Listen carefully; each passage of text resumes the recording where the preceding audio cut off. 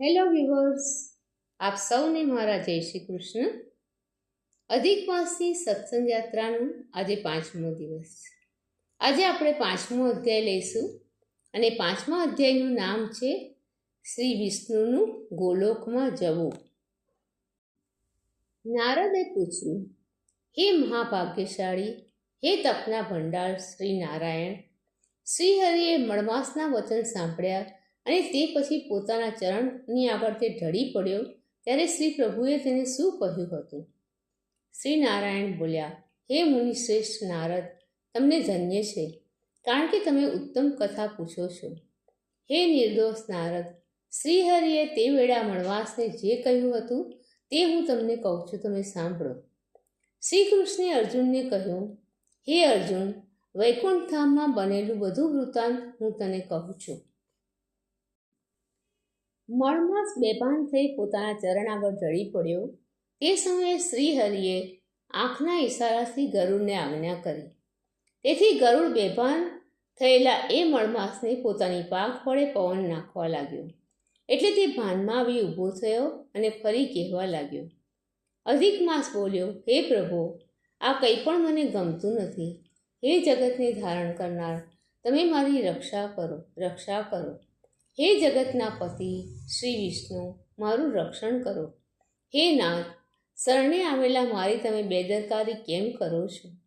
એમ કહી તે ધ્રુજવા લાગ્યો અને વારંવાર વિલાપ કરવા લાગ્યો. ત્યારે ઇન્દ્રિયોના નિયંતા અને વૈકુંઠમાં વસતા શ્રીહરિએ તેને આ પ્રમાણે કહ્યું. વિષ્ણુ બોલ્યા, હે પુત્ર, ઊઠ ઊઠ, તારું કલ્યાણ થાવ, તું ખેદ કરમાં. હે નિરીશ્વર, તારો કોઈ સ્વામી નથી, તારું દુઃખ દૂર કરવું મને પણ મુશ્કેલ લાગે છે. એમ કંઈ ક્ષણવાર પ્રભુએ તેના ઉપાયનો મનમાં વિચાર કર્યો અને પછી બરાબર નિશ્ચય કરી મધુસૂદન ભગવાન ફરી આ વાક્ય બોલ્યા. શ્રી વિષ્ણુએ કહ્યું, હે પુત્ર, મારી સાથે તું ગોલોકમાં ચાલ. તે યોગ્યોને પણ દુર્લભ છે, જ્યાં ગોપીઓના ટોળાની વચ્ચે રહેલા પુરુષોત્તમ શ્રી કૃષ્ણ ભગવાન રહે છે. તે ઈશ્વર બે ભુજાવાળા છે. તે મુરલી ધારણ કરે છે, નવા મેઘ જેવા શ્યામ છે. તેમના નેત્ર લાલ કમળ જેવા છે.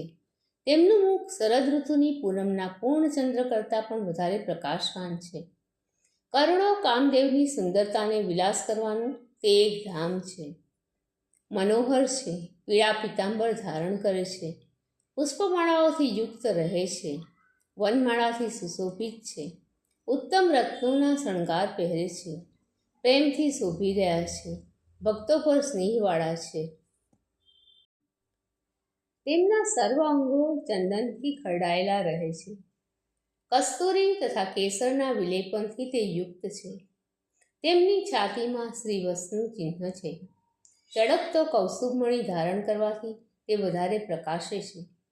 ઉત્તમ રત્નોના સારથી બનેલો મુગટ પહેરે છે. કુંડલોથી અત્યંત પ્રકાશે છે. રત્નોના સિંહાસન પર બિરાજે છે. પાર્ષદોથી ચોપાસ વીંટાળાયેલા છે.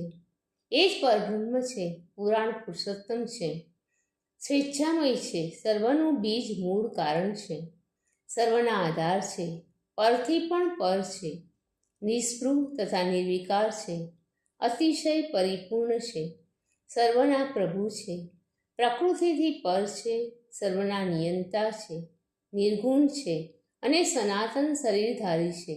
માટે ચાલ, આપણે બંને ત્યાં જઈએ. એ શ્રી કૃષ્ણ તારું દુઃખ દૂર કરશે. શ્રી નારાયણ બોલ્યા. એમ કહી તે મળમાસનો હાથ પકડી શ્રીહરિ ગોલોકમાં ગયા. એ ગોલોક અજ્ઞાનરૂપ અંધકારનો નાશ કરનાર છે. જ્ઞાન માર્ગને પ્રકાશિત કરવામાં દીવા સમાન છે. સ્વેચ્છામય એવા પરમાત્માની જ એ મહાઉગ્ર જ્યોતિ છે. જ્યોતિની અંદર તે પ્રકાશે છે. ત્રણેય લોક કરતાં સુંદર છે. અને હે મુનિ, પરબ્રહ્મ જેમ કાયમ રહેનાર છે, તેમ ત્રણેય લોકની ઉપર જ રહેનારો એ ગોલોક પણ શાશ્વત, સનાતન અને કાયમ રહેનાર છે. એની લંબાઈ તથા પહોળાઈ 3 કરોડ યોજનની છે. મંડળ જેવો એનો આકાર છે. તે કેવળ તેજરૂપ છે. ત્યાંની જમીન અતિશય શ્રેષ્ઠ રત્નોથી જ બનેલી છે. એમ તે સર્વ કરતાં શ્રેષ્ઠ છે. યોગીઓ પણ તેને સ્વપ્નમાંય જોઈ શકતા નથી. માત્ર વૈષ્ણવો જ ત્યાં જઈ શકે છે. પરમેશ્વરે તેને ધારણ કરી રાખેલો છે, એમ તે અંતરિક્ષમાં રહ્યો છે. સર્વ કરતાં ઉત્તમ છે. ત્યાં મનનું કે શરીરનું દુઃખ, ગળપણ, મરણ, શોક કે ભય નથી. અને ઉત્તમ રત્નોથી શણગારેલા અસંખ્ય મહેલોથી તે ચોપાસ શોભી રહ્યું છે. એ ગોલોકની નીચે જમણી બાજુ 50 કરોડ યોજનના અંતરે વૈકુંઠ લોક છે અને ડાબી બાજુ તેટલા જ અંતરે શિવલોક છે. એ બંને લોક પણ તેવા જ અતિશય સુંદર છે.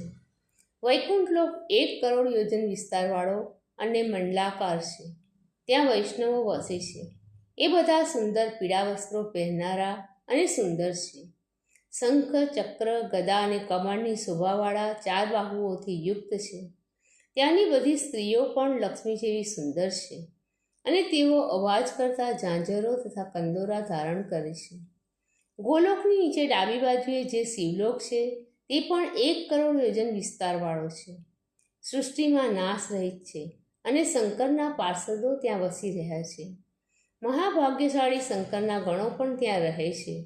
તેઓ બધા જટાઓ ધારણ કરનારા, અંગે ભસ્મના વિલેપનવાળા, સર્પોની જનોઈ પહેરનારા, અર્ધચંદ્રથી પ્રકાશતા લલાટવાળા, ત્રિશૂળ તથા પટ્ટીસ નામના શસ્ત્રોને હાથમાં ધારણ કરનારા, બધાય ગંગાધારી, સુરા, 3 નેત્રોવાળા અને જયશાળી છે.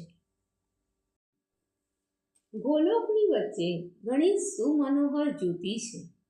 એ પરમ હર્ષજનક તથા નિરંતર ઉત્તમ આનંદનું કારણ છે. એનું યોગીઓ યોગ દ્વારા નિરંતર ધ્યાન કરે છે અને જ્ઞાનરૂપ નેત્રથી દર્શન કરે છે. એ જ આનંદ ઉપજાવનાર નિરાકાર તથા પરથી પણ પર છે. એ જ્યોતિની અંદર અતિશય મનોહર સ્વરૂપે બિરાજે છે. એનો રંગ કાળા કમળની પાંખડી જેવો છે. એના નેત્રો કમળના મધ્યભાગ જેવા લાલ છે.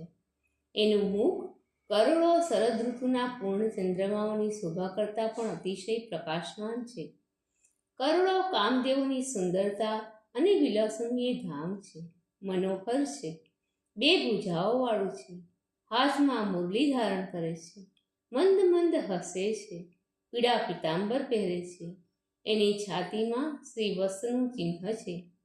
ચળકતા કૌસ્તુભમણી વડે એ વધારે પ્રકાશે છે. ઉત્તમ રત્નોની અણીઓથી જડેલો મુગુટ તથા કડાઓથી તે ઉજ્જવળ છે. રત્નના સિંહાસન પર બિરાજમાન છે અને વનમાળાથી શણગારેલ છે. એ જ પરમ પૂર્ણ બ્રહ્મ છે. એમનું નામ શ્રી કૃષ્ણ છે. એ સ્વેચ્છામય છે. સર્વનું બીજ મૂળ કારણ છે. સર્વનો આધાર છે. પરથી પણ પર છે. તેમની ઉંમર 8 વર્ષની જ કાયમ જણાય છે. નિરંતર ગોવાળનો વેશ તે ધારણ કરે છે. કરોડો પૂર્ણચંદ્ર જેવી શોભાથી યુક્ત છે. ભક્તો પર અનુગ્રહ કરનાર છે. સર્વ ઈચ્છાઓથી રહિત છે. વિકાર રહિત છે. અતિશય પરિપૂર્ણ છે. સર્વના પ્રભુ છે. રાસમંડળની વચ્ચે બિરાજે છે. શાંત છે. રાસેશ્વર રાસલીલા ચાલુ કરનાર છે. શ્રીહરિ ભક્તોના સંકટ હરનાર છે. મંગળ સ્વરૂપ છે. મંગળ વસ્તુઓને યોગ્ય છે. સર્વ મંગળોના પણ મંગળ છે. પરમાનંદથી પ્રકાશમાન છે. સત્ય સ્વરૂપ છે. અવિનાશી તથા અવિકારી છે. સર્વ સિદ્ધોના ઈશ્વર છે. સર્વ સિદ્ધિઓ રૂપ છે. સિદ્ધિઓને આપનારા છે. પ્રકૃતિથી પર છે. સર્વના નિયંતા છે. નિર્ગુણ તથા નિત્ય સ્વરૂપ છે. આદ્ય પુરુષ છે. અવ્યક્ત હોય ઇન્દ્રિયોના અવિષય છે. અનેક યજ્ઞાદિ સ્વરૂપ છે. અનેક વડે સ્તુતિ કરાયેલા છે અને નિત્ય, સ્વતંત્ર, એક તથા પરમાત્મા સ્વરૂપ છે. શાંતિપરાયણ અને શાંત એવા તે શ્રી કૃષ્ણનું શાંત વૈષ્ણવો ધ્યાન કર્યા કરે છે. એમ સુંદર સ્વરૂપ ધારણ કરતા એ જ એક ભગવાન છે. શ્રી નારાયણ બોલ્યા.